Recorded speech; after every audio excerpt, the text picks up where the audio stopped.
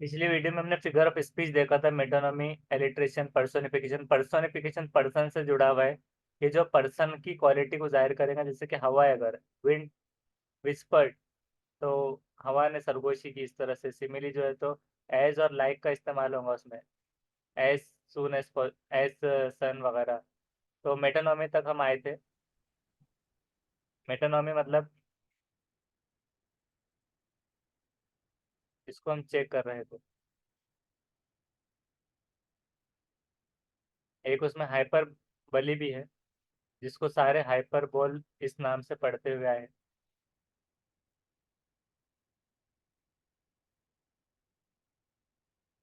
ये दो तीन ही कंसेप्ट, मतलब ये एक है और एक बस मेटानॉमी को देखना है, उसके आगे हम बढ़ेंगे। तो हाइपरबोली क्या होता है? हाइपरबोल जिसको पढ़ते आए सब, तो ये होता है कि किसी चीज को ज्यादा बढ़ा चढ़ाकर पेश करना, साउंड बेटर, मोर एक्साइटिंग या मोर डेंजरस। जैसे कि मैं भूखा हूँ, इतना भूखा हूँ कि मैं यहाँ पर देखिए लिखा हुआ है hyperbole, I am so hungry I could eat a horse. मैं एक घोड़ा खा सकता हूँ पूरा, तो इतना भूखा हूँ। तो उसको एक बड़ा चढ़ाकर पेश करना ही हाइपरबोली में ये आ रहा है। और मेटानॉमी, मेटाफोर का भी मतलब वही है ना सर? मेटाफर का नहीं, मेटाफोर।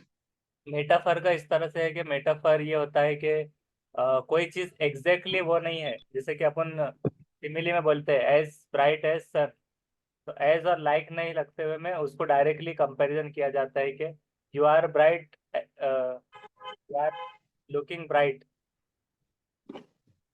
इस तरह से। या फिर जैसे कि गोल्ड हार्ट जैसा देखे थे हमने, गोल्ड हार्ट।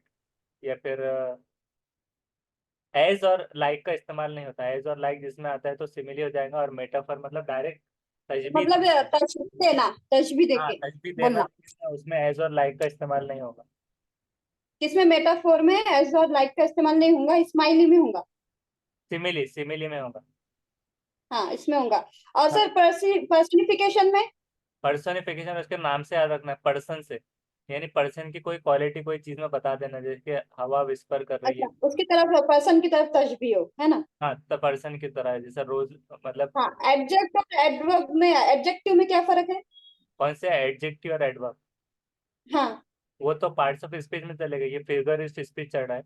तो पार्ट्स ऑफ स्पीच में एडवर्ब मतलब, एडजेक्टिव मतलब तो सिफत होता है, कि कोई भी सिफत, जैसे हम्म। कि क्या रहेंगी सिफत, गुड बैड वगैरह ऐसी। और एडवर्ब मतलब कोई चीज मतलब उसकी कैसे हो रहा है वो काम। वर्ब क्या होता है? वर्ब मतलब काम, और एडवर्ब मतलब के काम की नौयत, खुसूसियत। जैसे कि ऑलमोस्ट, या फिर कितना बाकी रह गया है, तो वो चीज़ उसमें बता रहा है कि तकरीबन होने आया है, तकरीबन वगैरह, तो ऐसी चीज़ें वो एडवर्ब के अंदर आई। हाँ, तो एल वाई वगैरह भी यूज होगा। और उसके अलावा यहाँ पर एक मेटानॉमी जो फिगर ऑफ स्पीच चल रहा था, तो उसमें ये भी देखना था, क्योंकि ये भी हमेशा आता है फिगर ऑफ स्पीच। तो ये फिगर ऑफ स्पीच क्या होता है? Consisting of the use of names of one thing और that another of which is attribute और विथ विच इज एसोसिएटेड। मतलब क्या बोल रहा है कि figure of speech use of name पर डिपेंड होता है, एक चीज पर, या फिर दैट ऑफ अनदर, किसी दूसरी चीज पर, विच इज एन एट्रीब्यूट, जो कि एक एट्रीब्यूट है, या फिर विथ विच इज एसोसिएटेड, या उससे जुड़ा हुआ है। यूज, फिर उसी तरह से दूसरी डेफिनेशन देखते हैं कि यूज ऑफ अ वर्ड और phrase when you refer to something, किसी को रेफर करना, using the name something else, किसी दूसरे नेम से क्लोजली जो रिलेटेड है। मतलब इनडायरेक्ट वे में बात करने में शायद वो इसमें आ रहा है। तो अब देखिए यहाँ पर मेटोनॉमी है, the bench decided that the man is guilty, कि बेंच ने डिसाइड किया कि मैन वो गिल्टी है, कि किसी का रेफरेंस दे के वो चीज़ को कह लेना। ऐसे आ रहा है वो, मतलब डायरेक्टली नहीं कहते में, इनडायरेक्ट हम उसको ले सकते हैं। इनडायरेक्ट, इनडायरेक्टली कोई चीज़ कहना, जैसे कि the baby has all my heart, did you get right yet. ये एग्जाम्पल्स है, एग्जाम्पल्स ऑफ मेटोनॉमी। तो यहाँ पर है the pen is mightier than the sword, ये पेन जो है तो स्वॉर्ड से ज्यादा, मतलब तलवार से ज्यादा, माइटर देन द स्वॉर्ड, कि उससे ज्यादा उसको असर पड़ता है। तो इसमें क्या है कि तजबीह दी जा रही है, देखिए शॉर्ट से, pen and short contribute effect of metonymy. तो ये मिलिट्री एग्रेशन, एग्रेशन है, और पेन लिखने काम में आता है, लेकिन उसको बता रहे कि कलम की सर एक ताकत मिनट। की। जी, कलम की ताकत यानी कि जो तलवार से ज्यादा है, ये बताया जा रहा है। जैसे कि जुबान को भी कभी कभार तजबीह दी जाती है कि जुबान दो धारी तलवार है, तो वो तजबीह इसमें भी दी जा रही है, लेकिन कैसे कर रहा है कि रेफरेंस इस्तेमाल किया जा रहा है कोई एक वर्ड से। Everyone should place their allegiance to the crown. यहाँ पर सर क्राउन आपने की क्या बोले थे, स्माइल में दो वर्ड कौन से है, एक एज और सिमिली, सिमिली में एज और लाइक। जैसे कि as, like? As bright as sun, इस तरह से एक हो गया, या लाइक अच्छा। मून। जो कि मेटाफोर में नहीं होती है ऐसी, है ना, डायरेक्ट अब तशबीह देते मेटाफर हैं। में डायरेक्ट है, और इसमें रेफरेंस यूज हो रहा है, इनडायरेक्ट हम्म। बोलने। रेफरेंस है। हाँ, तो आप चलते हैं हमें क्वेश्चन पेपर की ओर, जिसमें अब हम थोड़ा सा इसको देखा था कि आप नेक्स्ट टाइम उसको देखेंगे। अब यहाँ पर फिगर ऑफ स्पीच, यहाँ पर जो पूछा गया क्वेश्चन में, कि फिगर ऑफ स्पीच यूज्ड इन 3 और 4 लाइन में, तीसरी और चौथी लाइन, ये थोड़ा उसको वो कर लेते हैं। तो तीसरी और चौथी लाइन कौन सी है?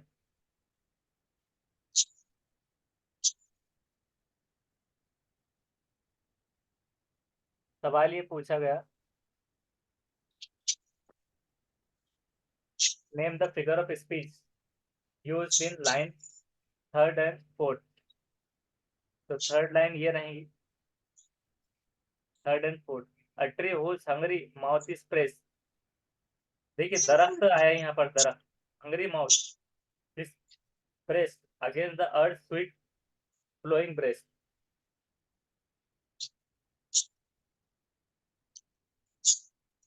एलिट्रेशन। ऑप्शंस एलिट्रेशन क्या बोलेंगे उर्दू में सर? किसको? एलिट्रेशन। एलिट्रेशन, एलिट्रेशन का क्या देखा था हमने, यूज सेम लेटर या साउंड होती है, रिपीट जो होता है, जैसे ब ब ल तो उस तरह, तो वो नहीं है, रिपीटेशन नहीं है। तो यहाँ पर देखते हैं 100 का, उसका है फोर्थ, पर्सोनिफिकेशन। जैसा अभी बताया था ना कि पर्सन से बिलोंगिंगनेस बता रही है कि ट्री जो है, दरख्त, हाँ। तो वो कहाँ पर है? हंगरी। तो भूखा होता है कि दरख्त कभी, लेकिन वो बता रहा है हंगरी माउथ। हाँ, आपने पूरा हंगरी तक्की को माउथ लगा की दिया बात की जा बच्चे रही है। ने। तक्की क्यों लगाया तो हंगरी माउथ, तो ये क्या हो गया? Personification against the earth sweet flowing breast. तो ये भी जो है तो मेटा पर के अंदर आ रहा है, पर्सोनिफिकेशन में, पर्सोनिफिकेशन में ही आ रहा है, डायरेक्ट डायरेक्ट, क्योंकि वो ट्री को हंगरी की इंसान से तजबीह दी गई कि इंसान की खसूसियत उसमें क्वालिटी बताई गई, उस वजह से। अब यहाँ पर देखते हैं कि identify the name of figure of speech used in poems are made by fools like me. अब क्या होगा?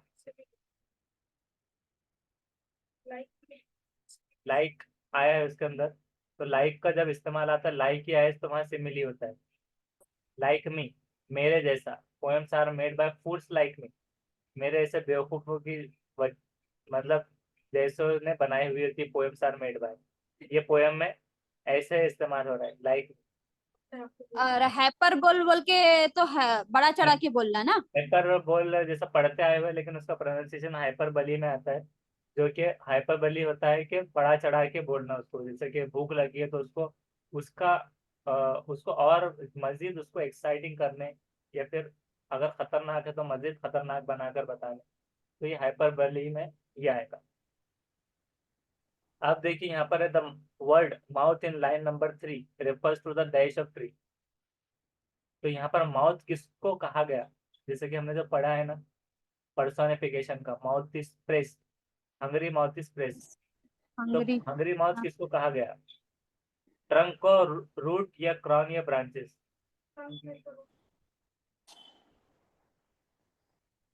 बहुत आसान, ब्रांचेस। बहुत आसान है इसका। उसका है सेकेंड रूट्स, क्योंकि यहाँ पर उसके नीचे ही देखिए अर्थ स्वीट फ्लोइंग ब्रेस बताया गया था। तो जो जड़े है, जड़े जो है तो वो पानी को होल्ड करती है और पानी प्रोवाइड करती है, तो उस वजह से स्वीट फ्लोइंग ब्रेस्ट अर्थ के स्वीट फ्लोइंग ब्रेस्ट के हिसाब से उसको तशबीह दी गई, तो उस हिसाब से यहाँ पर उसको रूट आना चाहिए क्योंकि सारी चीजें ऊपर है पहले, क्राउन ब्रांचेस। नेक्स्ट है 103, the tree passes its mouth against the sweet earth flowing breast too, क्यों? अब उसका रीजन भी पूछा गया, draw inspiration from it, inspiration लेने, express love for it, express is gratitude to it, draw sustenance from it. Second, first inspiration. और कोई जवाब? सस्टेनेंस का मतलब होता है रिस्क, उसका चौथा है ड्रॉ सस्टेनेंस फ्रॉम इट, तो रिस्क के लिए, लव फॉर इट के लिए, क्योंकि ब्रेस्ट और ये हंगरी माउथ बताया गया ना, तो हंगरी माउथ, तो वो हिसाब से उसको गिजा के लिए इस्तेमाल होगा, नॉट फॉर लव। नेक्स्ट है the tree press to God by, tree जो है तो प्रे कर रहा है गॉड को, कैसे?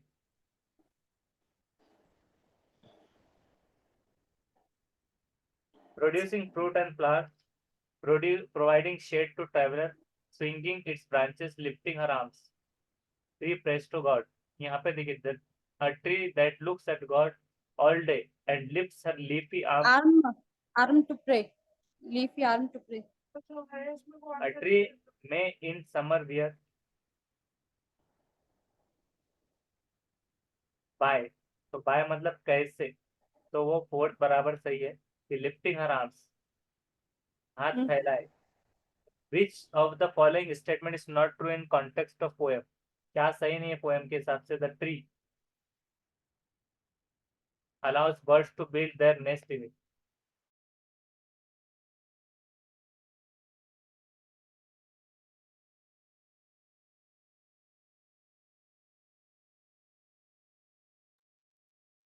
तो क्या नहीं है ट्रू पोएम के हिसाब से? Tree allows birds to build their nest in it, it lives closely with rain, the tree welcomes the snow on its bosom, या फिर tree symbolize strength and stability.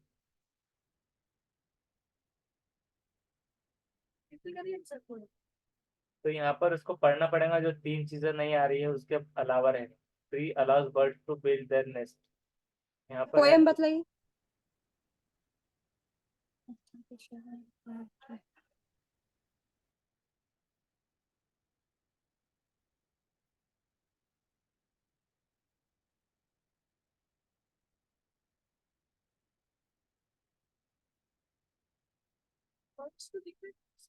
Relate करना हुआ उसके, और थर्ड वाला बताइए, थर्ड पॉइंट। ऑप्शन पढ़िए और फिर उसके बाद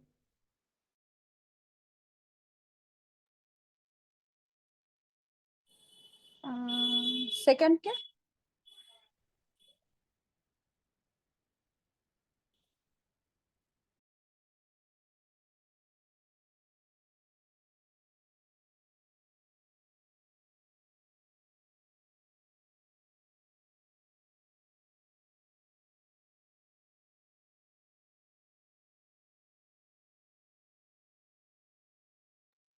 सही नहीं है। देखिए यहाँ पर उसको एक बार पोएम पढ़ी, I think I shall never see a poem lovely as a tree, tree whose hungry mouth is pressed, ये तो हमने पढ़ा है। Tree that looks God all day, tree में summer wear a nest of robin in her hair, तो यहाँ पर nest of robin बोले तो tree allows birds to build their nest आ गए यहाँ पर। अब उसके बाद क्या है कि upon whose bosom snow has lain, तो bosom tree welcomes the snow on its bosom, snow has lain who intimately lives with rain, first और सेकंड तो नहीं होती। lives closely with rain, a tree symbolizes strength and ability, stability, तो उसका fourth वाला नहीं आया, tree symbolizes the strength and ability, ये नहीं। अब नेक्स्ट है स्टूडेंट ऑफ क्लास, ये पेडागोजी चालू हो गया, class fourth is having some problem in writing, she may have, क्या होगा राइटिंग का प्रॉब्लम? डेलिक्सिया। उसका दिस ग्राफ है, ग्राफ से याद रखना, लिखने का प्रॉब्लम अच्छा, राइटिंग हाँ। राइट। उसके बाद है next It specifies the rules which govern the arrangement of words into phrases, clauses and sentences. तो स्पेसिफाई जो करता है रूल, गवर्न जो होता है arrangement of word into phrases, clauses and sentences. Syntax. अब ये वाले भी हमको पूरे पढ़ना जरूरी है। सिंटैक्स, कोहेजन क्या होता है, डिस्करेज एंड सेमेंटिक्स। तो इसका है फर्स्ट सिंटैक्स राइट है। Next, the teacher of class 6th has labeled the classroom objects such as blackboard, door, window, fan, table, chair, ये सब हिंदी, संस्कृत वगैरह में। तो यहाँ पर वो क्या कर रहा है कि फोकस कर रहा है 3 लैंग्वेज फार्मूला पर, विच रिसोर्स फॉर प्रोमोटिंग मल्टीलिंगुअलिज्म, और लर्निंग हो रहा है ग्रामर ट्रांसलेशन मेथड से। ये क्रिएट कर रहा है लैंग्वेज कंफ्यूजन इंस्टीट्यूट।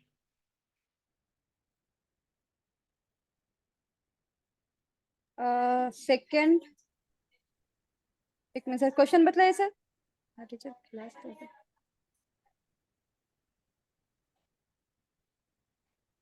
सेकंड क्या sir?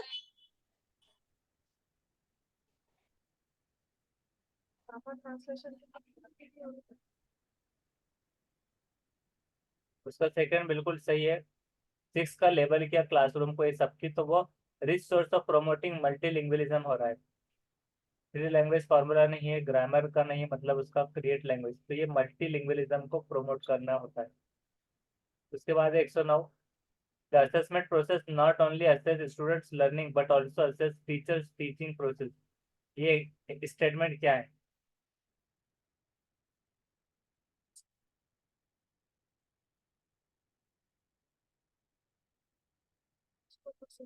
Partially right. Not assess student learning but also assess teachers teaching process। less fully wrong, fully right। इसके तो दोनों नहीं।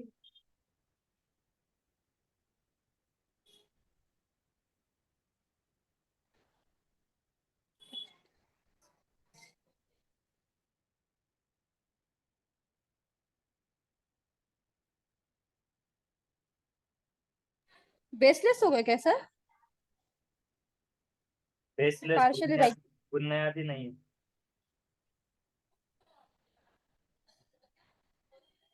Sir first partially right. और कोई answer?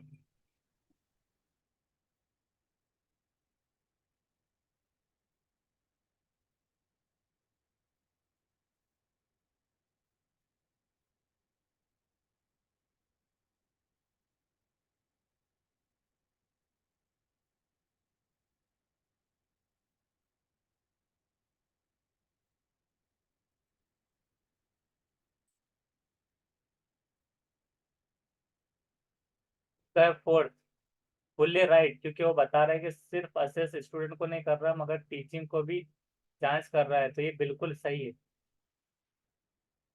The language which is learn from environment without any explicit teaching. तो explicit teaching की कौन सी होती है? Implicit and explicit. Explicit second first language नहीं सेकंड लैंग्वेज होंगी। एक्सप्लिसिट बोल रहा ना। Explicit without any. नहीं एक्सप्लिसिट बोले तो जहाँ पे रूल्स रेगुलेशन रहेगा, और इम्प्लिसिट बोले तो नहीं, the language which is learn from environment without any explicit teaching. Explicit वो है कि सर? एक्सप्लिसिट नॉन एक्सप्लिसिट है ना? इम्प्लिसिट इसके एक्सप्लिसिट मतलब वाजे होता है, वाजे, वाजे बोले तो स्पष्ट, क्लियर। और इम्प्लिसिट मतलब मुजमर।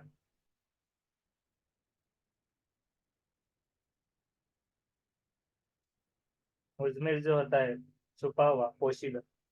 कौन सा? तो एक्सप्लिसिट मतलब वाजे, तो क्या रहेगा ये? Without any explicit teaching.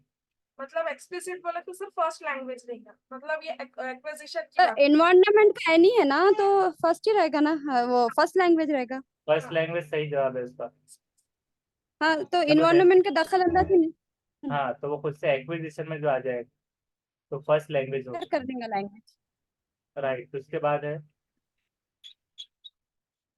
a teacher is facing problem of students poor spelling, she listed the probable causes for it and then decided to frame some steps to overcome it.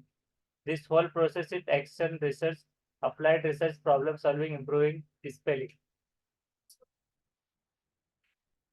Teacher face कर रहा है problem student की खराब writing से, तो उसने list किया probable causes क्या हो सकते हैं और डिसाइड किया फ्रेम करना प्रॉब्लम सॉल्विंग, स्टेप्स।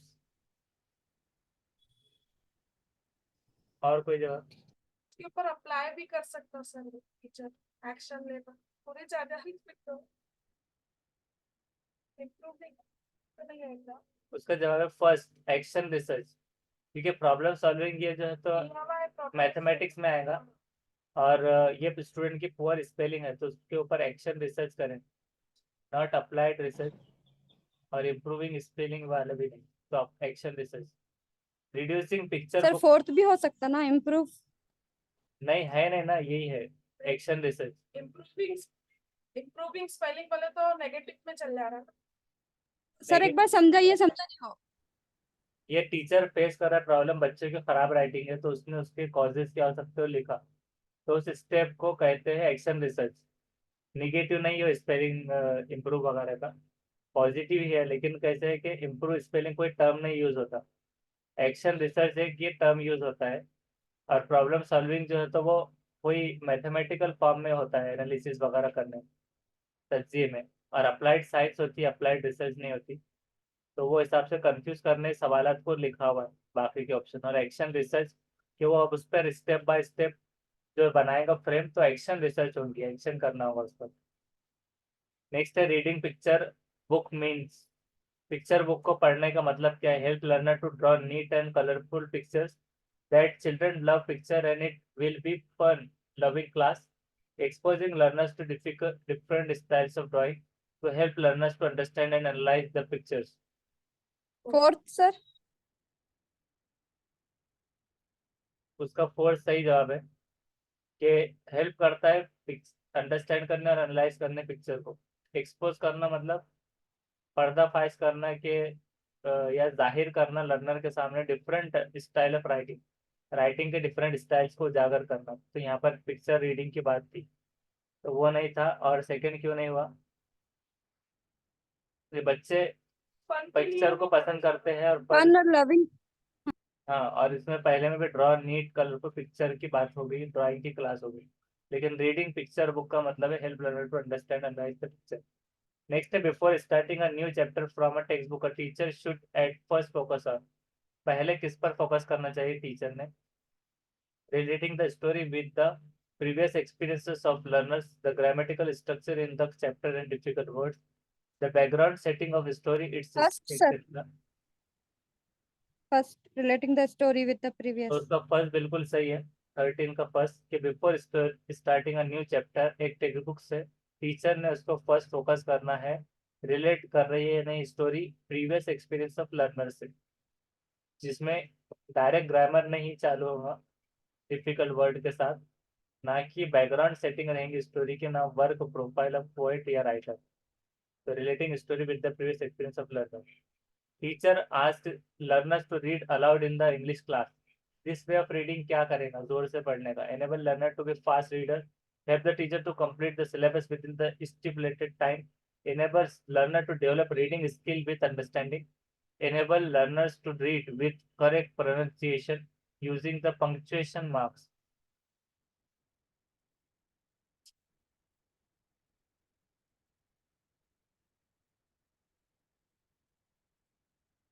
तो जोर से पढ़ने का इसमें इंग्लिश क्लास में क्या मकसद है? थर्ड इनेबल है यार। स्टेप फोर्थ जो कि है कि एनेबल करना लर्नर को read with correct pronunciation pronunciation। Using the punctuation marks. क्योंकि जब वो रीड अलाउड करता है उसका मतलब भी तलफ्फुज और तलफ्फुज से रिलेटेड होता है कि तलफ्फुज उसका कैसे हो रहा है, तो वो प्रोनाउंसिएशन पर जोर दिया जाता है रीडिंग अलाउड का मतलब। तो इस हिसाब से करेक्ट प्रोनाउंसिएशन पंक्चुएशन मार्क्स लगा रहा है या नहीं वो सब। Develop reading skill with understanding, ये नहीं रहेगा कि जोर से पढ़ने से मुराद में उसमें अंडरस्टैंडिंग वाला कॉन्सेप्ट नहीं आएगा। और कंप्लीट सिलेबस ये तो दो नहीं है, तो इस वजह से प्रोनाउंसिएशन से आप याद क्या हो रखें। गया? इसके बाद है नेक्स्ट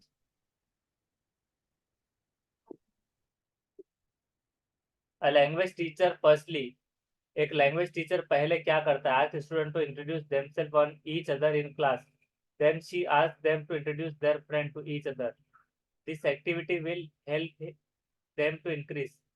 इस एक्टिविटी से क्या इंक्रीज होता है?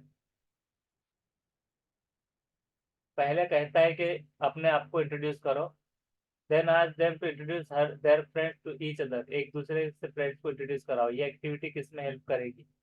इंक्रीज करने। अब सबके जो है तो फुल फॉर्म्स है। सर बिक्स मतलब कल तो एक एक से पहले फुल फॉर्म बोलना है इंग्लिश में। बेसिक इंटरनेशनल वो 4 बार पी नहीं है, 3 बार पी आता है। नहीं, रॉन्ग का नहीं, उसका मतलब निकले ना। पब्लिक प्राइवेट पार्टनरशिप या पब्लिक प्राइवेट पार्टनरशिप प्रोजेक्ट, पीपीपीपी, मतलब 4 बार जो आया तो उसका मतलब ये आ रहा है कि public private partnership project.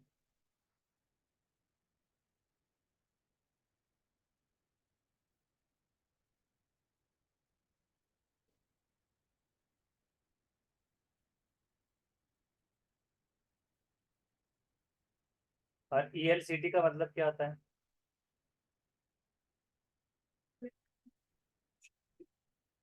E L T,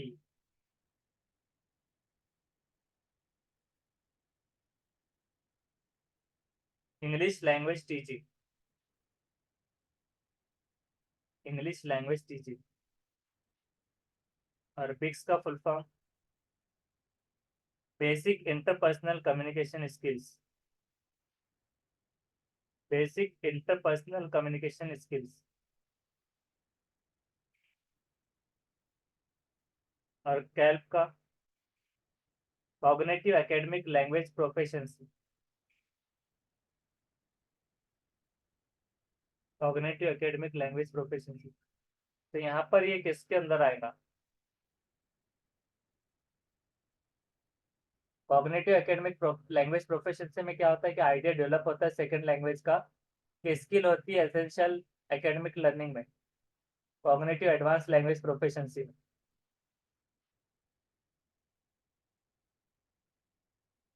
third होगा सर, बिक्स होगा सर। बिक्स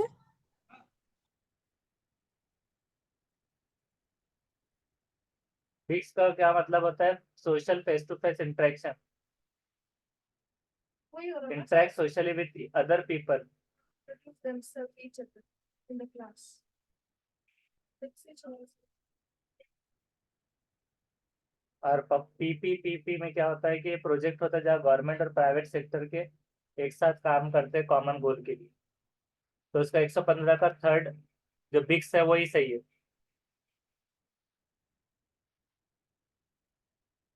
तो इसको कैसे याद रख सकते हैं आप? सारे कम्युनिकेशन स्किल जो उसके अंदर आएंगे तो कम्युनिकेट करके सोशल इंटरेक्शन से वो आ जाए। Literature should be introduce include included in language classroom because, literature को इंक्लूड करना चाहिए लैंग्वेज क्लासरूम में, क्यों? It develops moral values among the learners, it exposes them to different genres, cultures and social issues, it helps learner to be budding writers, it gives exposure to different grammatical forms and structures। Second sir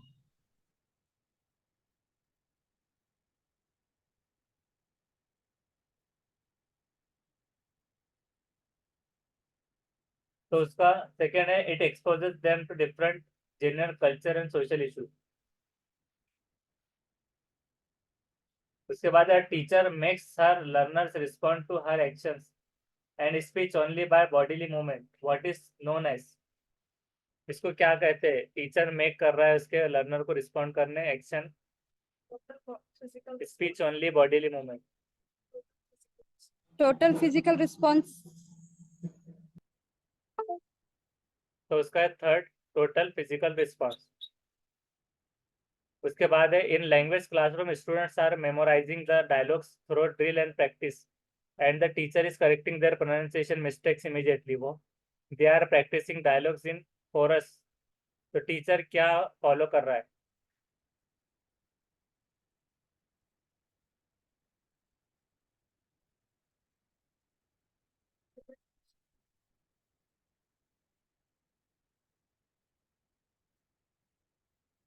तो क्या है? Direct method या ऑडियोलिंगल? Direct. Memorise करवा रहा है dialogue drill और practice से।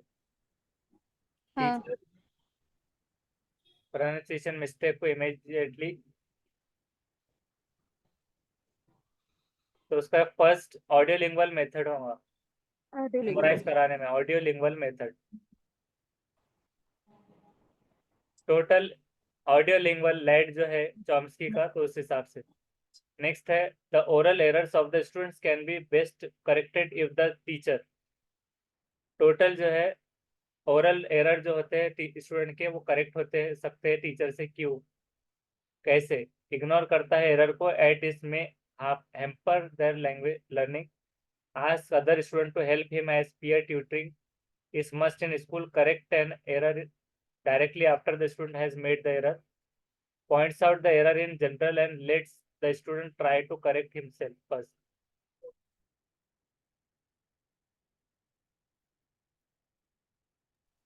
Fourth. तो इसका फोर्थ सही है। ओरल एरर स्टूडेंट के जो है तो करेक्ट हो सकते हैं, पॉइंट आउट करने error general, lets the student try to correct himself first, पहले खुद से सॉल्व करने से।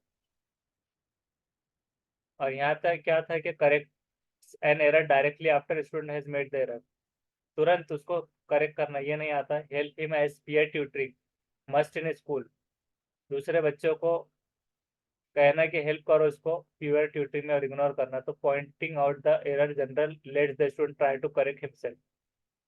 As pair activity the teacher gives her learner almost the same pictures and ask them to find the difference between two students. Ask each other questions to discover how the two pictures are different. This can be a एक pair activity है teacher, जिसमें क्या कर रहा है कि learner को same picture दे रहा है और उनको बोल रहा है कि फाइंड करो डिफरेंस बिटवीन दो स्टूडेंट के बीच में। तो हर क्वेश्चन डिस्कवर करता है दो पिक्चर डिफरेंट है। तो ये क्या है? Clause based activity, crossword activity, grammar, ये स्पीकिंग। क्रॉसवर्ड। उसका है फोर्थ स्पीकिंग एक्टिविटी है। पेयर एक्टिविटी दे रहा है टीचर को, टीचर लर्नर को सेम पिक्चर, और उनको कह रहा है कि फाइंड करो, ढूंढो पिक्चर्स, डिफरेंस बताना है, मतलब फाइंड द डिफरेंस बिटवीन दो स्टूडेंट के बीच। तो वो पूछ रहा है कि ask each other questions to discover how the two pictures are different, कि कैसे अलग अलग है। तो सबके क्या होंगे कि अलग अलग राय आएंगी, डिफरेंट क्यों हो रहे हैं। तो स्पीकिंग क्लॉज बेस्ड तो समझो जब फिल इन द ब्लैंक्स खाली जगह होंगी तब आएगा, और क्रॉसवर्ड ग्रामर भी नहीं। तो ये वाला ये फर्स्ट हुआ, लेकिन अभी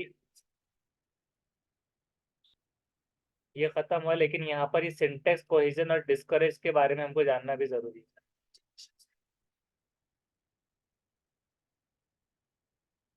syntax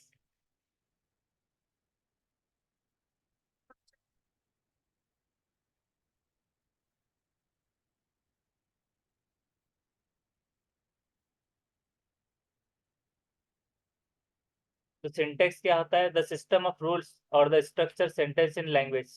I see the cat, who कौन, मैं, डूइंग व्हाट क्या कर रहा है, देख रहा है, व्हाट द कैट। ये सिंटेक्स की मिसाल हो गई सिंटेक्स। उसके बाद cohesion,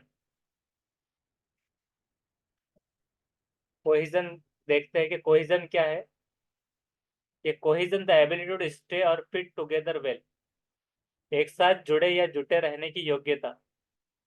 the force causes causing molecules of a substance to stick together.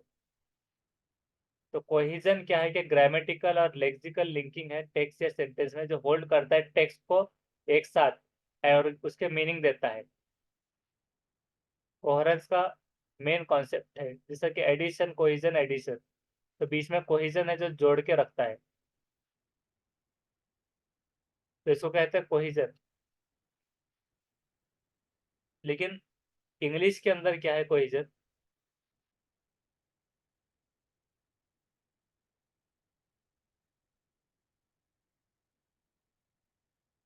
उसकी कोई एग्जाम्पल देखते हैं।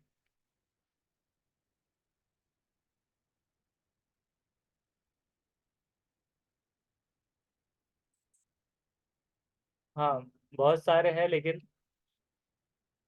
कॉमन एक एग्जाम्पल लिखना था। यहाँ पर है translated word examples of cohesion in writing include using of transition words to clarify connection between ideas.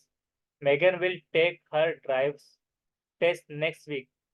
Therefore, she plans to spend several hours driving, parallel parking and studying traffic regulations. तो इसका मतलब क्या आ रहा है? Writing include use of transition word to clarify connection, कि clarify करने के क्यों आइडिया के बीच में कनेक्शन है। उसकी ड्राइव नेक्स्ट वीक लेने वाली क्योंकि वो प्लान कर रही है spend several hours driving, parallel parking, उसके अंदर पूरा क्लैरिफाई हो गया, तो कोहिजन राइटिंग के अंदर वो आ गया। उसके बाद था डिस्कोर्स।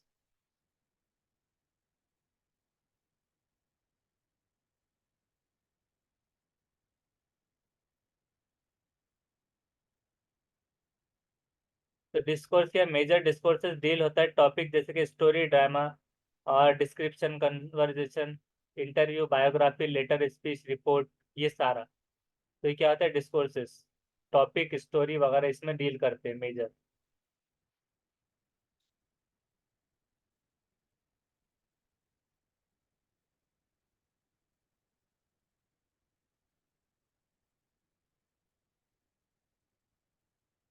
और सिमेंटिक्स, ये सिमेंटिक का बहुत ज्यादा आता है। There are two types of discourse namely major and minor.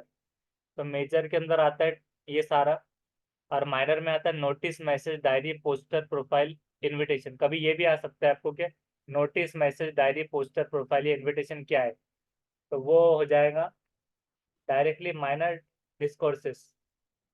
तो दो टाइप है उसके, ये याद रखना। और जो लंबा है कन्वर्सेशन, इंटरव्यू, जो लंबी चीजें है, स्पीच, रिपोर्ट, ये सारे मेजर में आएंगे। सिमेंटिक्स को हमें देखना है अभी। सिमेंटिक क्या होता है? Study of meaning language. It can be applied to entire text और a single word. For example, destination and last stop, मतलब आखिरी स्टॉप या मंजिल, ये एक ही मीनिंग में आ जाएगा। Semantics technically mean the same thing, but students of semantic analyse their subtle shades of meaning. और क्या, सिमेंटिक ऑफन यूज होता है एवरीडे सोशल इंटरेक्शन में कन्वे करने meaning beyond the literally meaning of spoken word. Example, if someone ask how are you, तो आप response हो सकते हैं I am fine, even the person is not really feeling fine. अगर वो सही में भी दुखी भी है अंदर से, तो बोले कैसे, अल्हम्दुलिल्लाह सब बढ़िया है, मजे में, और अंदर दर्द भरा है। तो ये चीज उसमें आ सकती है। I am sitting next to David, तो रिलेश, मतलब एग्जैक्टली उसका semantic feature element of word denotation है या डिनोटिव मीनिंग।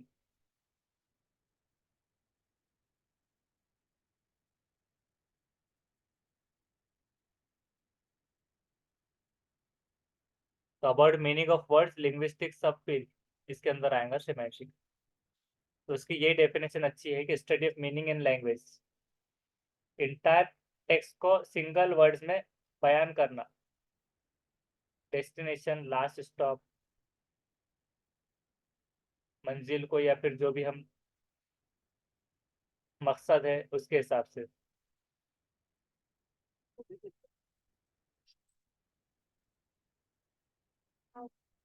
हाँ, तो ये वाला इंग्लिश का ये खत्म हो गया पेपर।